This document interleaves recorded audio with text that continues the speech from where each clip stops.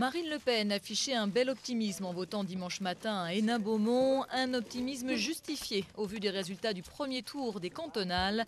Le Front National a recueilli plus de 15% des voix, quasiment 3 points de plus qu'en 2004.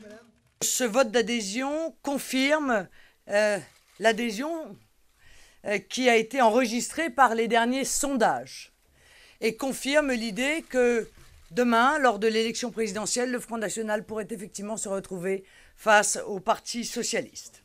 Le FN talonne désormais l'UMP, sévèrement sanctionné avec à peine plus de 17% des voix. François Fillon appelle la droite républicaine à se rassembler autour de ses valeurs au deuxième tour. Et dans les nombreux cantons où elle ne sera pas présente dimanche prochain, l'UMP laisse ses électeurs libres de leur choix. Pas question de faire alliance avec le FN, ni d'appeler à voter pour la gauche. Il n'y aura pas non plus de front républicain.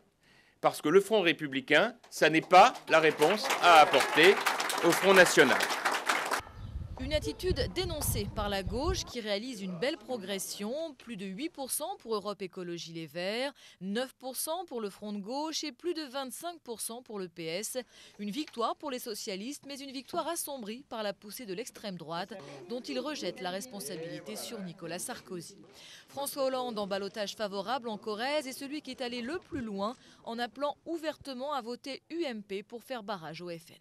Chaque fois qu'il y a un duel entre le Front National et un candidat que j'appellerais républicain, c'est-à-dire qui est respectueux des principes et des valeurs qui sont les nôtres, il faut appeler à faire barrage contre le Front National et donc à voter pour le candidat républicain. À voter.